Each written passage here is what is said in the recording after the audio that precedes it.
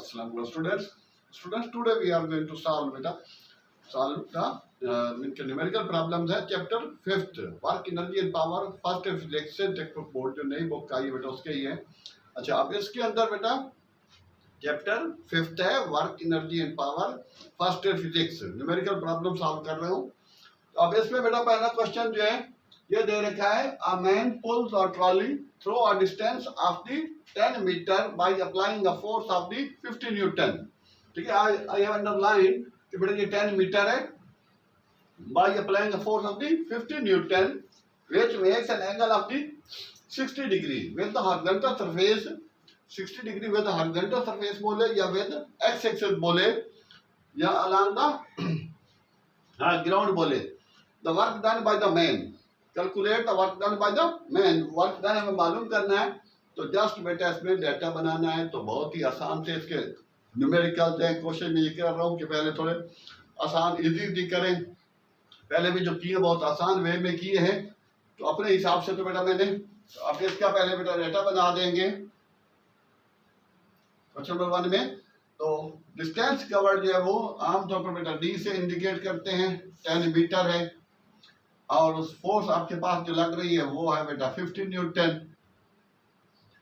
Theta आपका 60 degree है और वर्क जो है वो डब्ल्यू बेटा आपको मालूम करना है। तो सॉल्यूशन, ठीक है, अप्लाइंग फार्मूला या यूजिंग फार्मूला या यूजिंग या एज भी लिख सकते हैं। अप्लाइंग फार्मूला, हाँ बेटा, F W is equal to F dot D या फिर बेटा W is equal to F D cos theta. ठीक है, जब डॉट खत्म होता है तो कॉस थीटा आता है, जब क्रॉस खत्म करते हैं तो हम साइन थीटा लगाते हैं। तो अब ये बेटा हो गया सिंपल, डिस्टेंस हो गया, डाटा फार्मूला सो सिंपल है, बहुत आसान था। इसमें ये प्रॉब्लम है, न्यूमेरिकल है। तो एफ की वैल्यू पुट कर दें, वो है बेटा 50 और डी आपके पास है बेटा 10 मीटर और कॉस जो है वो 60 डिग्री है। अच्छा, cos 60 डिग्री 500 हो गया और cos 60 बेटा 1/2 होता है। ठीक है, जो आपने मैट्रिक में पढ़ चुके हैं। ठीक है, और उसके अलावा इधर भी है फिजिक्स में, तो आमतौर पर तो फिजिक्स और मैथ में तो होता ही है, मैथ वालों को तो इजी है। ठीक है, ट्रिग्नोमेट्रिक टेबल से ये वैल्यू आती है। ठीक है, आप कैलकुलेटर से कैलकुलेट कर लें, कोई मसला नहीं है। 2 1 दार और 250 दार, तो 250 जूल जो है ये इसका वर्क होगी। तो ये स्टूडेंट से हमारा फर्स्ट न्यूमेरिकल डन हो गया। तो बहुत ही आसान से थे। अच्छा, इसी सिमिलरली बेटा आगे ही है, तो डिग्री जो है वो 30 डिग्री भी कर सकता है, अलोंग एक्स एक्सिस भी हो सकता है। ये कैलकुलेट वर्क डन। तो मुख्तलिफ कंडीशन में होता है वर्क डन, कि कभी work done in form of potential energy है और कभी work done in form of the mean के जब मीन के काइनेटिक एनर्जी होता है, मूवमेंट में हो। तो ओके, आगे चलते हैं जी स्टूडेंट्स। क्वेश्चन नंबर 2 है बेटा, 100 kg मैन, ठीक है ना, runs up along the flight of the stair 9.8 second. तो बेटा डाटा जो है वो साथ साथ बनाते जाएं। The vertical height of the stairs mean ये जो सीढ़ी है उसको कहा है is 10 metre, calculate the power. यहाँ बेटा 100 kg मैन, तो मैन एम से मास उसकी 100 kg और सेकेंडली बेटा स्टेयर्स टाइम जो है उसका 9.8 सेकेंड है, ऐसे लिखेंगे। और आपके पास वर्टिकल हाइट एच बेटा जो है वो उसकी है वो 10 मीटर है, तो सो सिंपल। और पावर आपको मालूम करनी है, P equal to question mark. ठीक है, 100 मैन वन सेकेंड चेक कर लेते बेटा, 1 था ये हो गया और along 9.8 vertical height of the 10 metre, calculate power. तो पावर जो है वो बेटा सिंपल सा फार्मूला है इसका, पावर का सॉल्यूशन यूजिंग, हाँ बेटा, power is equal to work upon time. ठीक है ना, वर्क डन अपॉन टाइम। तो टाइम वर्क डन यहाँ बेटा स्टूडेंट्स क्या वो वैसे एफ डी भी लेते हैं, लेकिन यहाँ वो इन फॉर्म ऑफ डी, क्योंकि सीढ़ियाँ वगैरह पे चढ़ रहा है तो वो in form of potential energy है। तो यहाँ एम जी एच, ठीक है, here work done is in the form of the potential energy। चाहे तो आप लिख लें, बिकॉज यहाँ W जो है W is equal to P dot E potential energy, और पोटेंशियल एनर्जी का फार्मूला होता है mgh, और मास है स्टूडेंट 100 सॉरी एंड g 9.8, ठीक है, एक्सेलरेशन ड्यू टू ग्रेविटी, और h है बेटा 10 मीटर अपॉन 9.8 ही है उसका भी, ठीक है, 9.8 सेकेंड ही है। तो आप सिंपली, जरूरी नहीं कि बेटा ज्यादातर कोशिश करें कि आप, ठीक है, दिमाग यूज करें। तो 100 टाइम्स 10 करेंगे तो 1000 जब ये इसकी पावर आ जाएगी, तो पावर तो आपको पता है वाट में होती है, ठीक है, तो ये वाट हो गया, वाट्स। तो ये इसका फाइनल आंसर आ गया।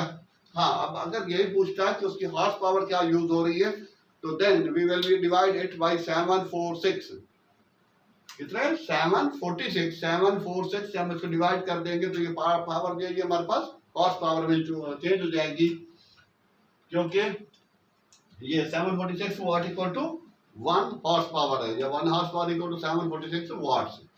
तो ये बेटा इसका यहाँ पे खत्म हुआ। अभी हम थर्ड वाले पे चलते हैं।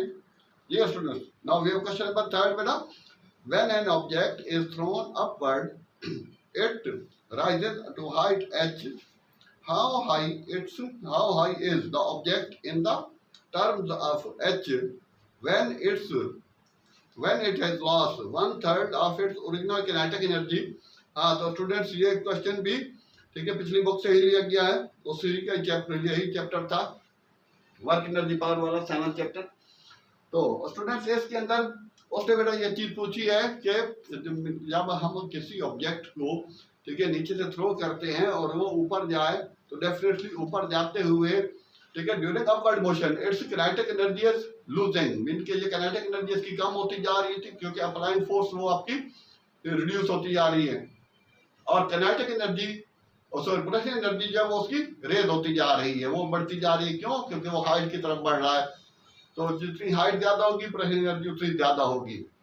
और उसी तरह इनके ऑब्जेक्ट ऊपर थ्रो करेंगे तो काइनेटिक एनर्जी लूज होगी और पोटेंशियल एनर्जी उसकी गेन होगी। अच्छा, अब यहाँ मैंने लिखा है let at height h dash object has lost 1/3 of its original kinetic energy. तो ये h डैश ले लें, कैपिटल H ले लें, S D H, question number third है। तो स्टूडेंट्स आप इसमें according to law of conservation of energy,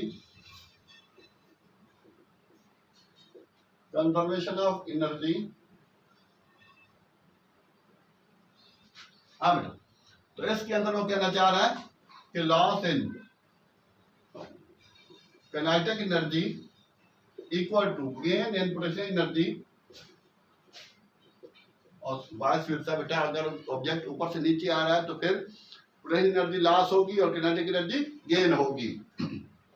अच्छा, अब यहाँ बेटा काइनेटिक एनर्जी जो है वो अकॉर्डिंग गिवन कंडीशन वो है 1/3 k dot E is equal to mgh, और काइनेटिक एनर्जी का फार्मूला लगा लेता हूँ 1/2 mv square is equal to mgh dash, ठीक है, ये अननोन है।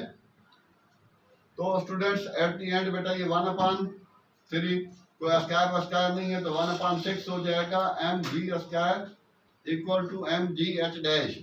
m से हम सिंप्लीफाई कर दें तो v स्क्वायर जो होगा ये 6 उधर मल्टीप्लाई कर देते हैं, तो 6gh। तो ये आ गए स्टूडेंट्स हमारे पास इक्वेशन 1। बट हेयर, ठीक है, इधर आ जाते हैं। हाँ बेटा, बट हेयर जब ड्यूरिंग अपवर्ड मोशन ऊपर जो जा रहा है बेटा, इस वजह से उसका जो वो वी एफ है ए इज इक्वल टू -g, और वी एफ, ठीक है, पहले भी 2-3 दफा बता चुके हैं बेटा कि वी एफ ऊपर जब किसी चीज को थ्रो करते हैं हम अपवर्ड, तो वी एफ उसकी जाके 0 होती है, क्योंकि ऊपर जाके कुछ टाइम के लिए वो रुकेगा, और वी आई उसकी वी है, और डिस्टेंस जो कवर हो रहा है वो एस है, लेकिन डिस्टेंस वो एच की फॉर्म है, सॉरी। तो using third equation of motion,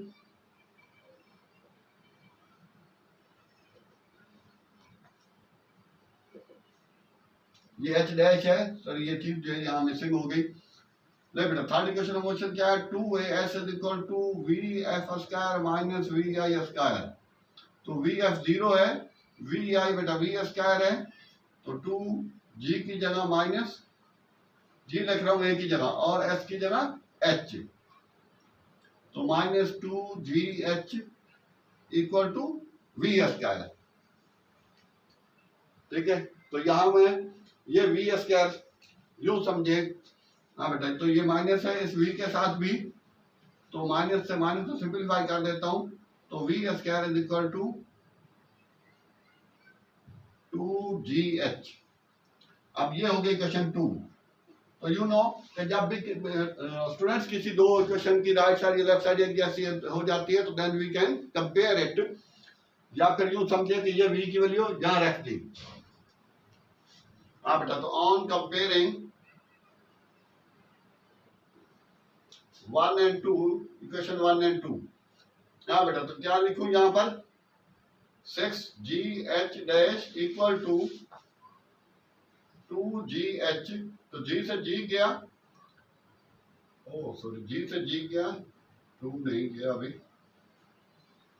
तो यहां पर बेटा h dash is equal to 2/6h, तो 1/3।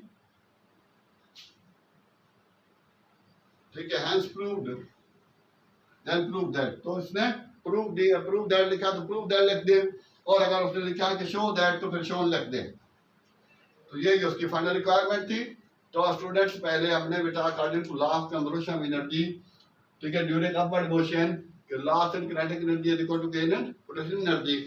पोटेंशियल एनर्जी का फार्मूला लगाया mgh, काइनेटिक एनर्जी का, क्यों उसने बोला 1/3, अगर 1/5 बोल दे 1/4 बोल दे तो फिर यहाँ बेटा 1/4 आ जाएगा, और अगर हाफ बोल दे तो यहाँ 1/2 आएगा, और ये भी 1/2 इसका रहेगा। ये चीजें थोड़ी बहुत चेंजिंग होती है। ठीक है, तो बच्चे बोलते हैं बिल्कुल ही आउट ऑफ, ठीक है, सीन आउट सीन आ गया, इनके आम सीन आ गया question.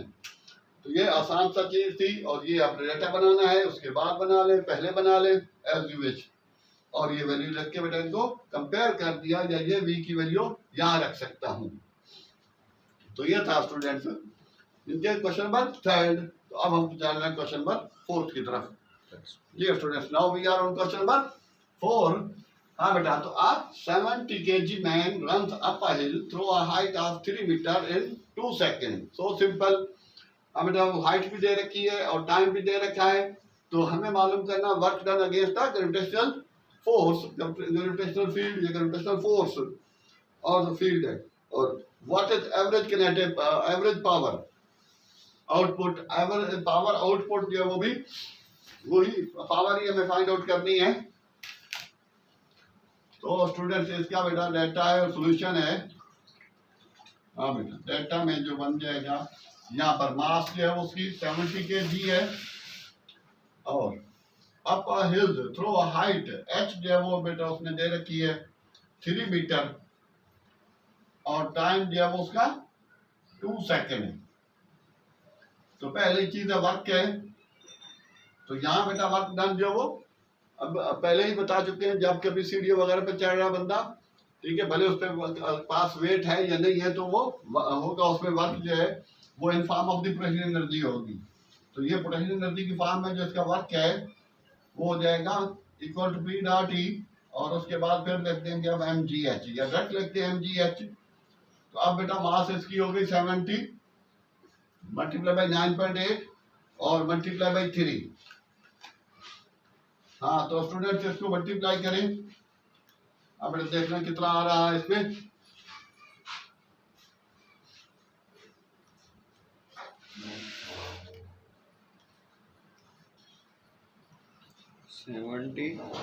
multiply by 9.8 multiply by 3, 8 multiply by 2058। हाँ, तो ये आ रहा है बेटा 2058 जूल्स। ठीक है, तो इस हिसाब से तो वरना उसने अपना ऑथर ने कैसे कैलकुलेट किया, उनका 2065 आ रहा है, सॉरी 2060 आ रहा है, 2060। तो स्टूडेंट्स अब इसका बेटा बी है, बी पार्ट है पावर। तो पावर जो है अभी करके आए वर्क अपॉन टाइम, और यहाँ बेटा वही work done in form of the potential energy है mgh। ये जो ऊपर लिखा हुआ है इसी को सही कैलकुलेट करेंगे हम। तो मास हुई 70 मल्टीप्लाई बाई 9.8 मल्टीप्लाई बाई 3। हाँ बेटा ये जो लिखा हुआ है आपके पास 2058, इसको डिवाइड कर दें आप 2 से। 2058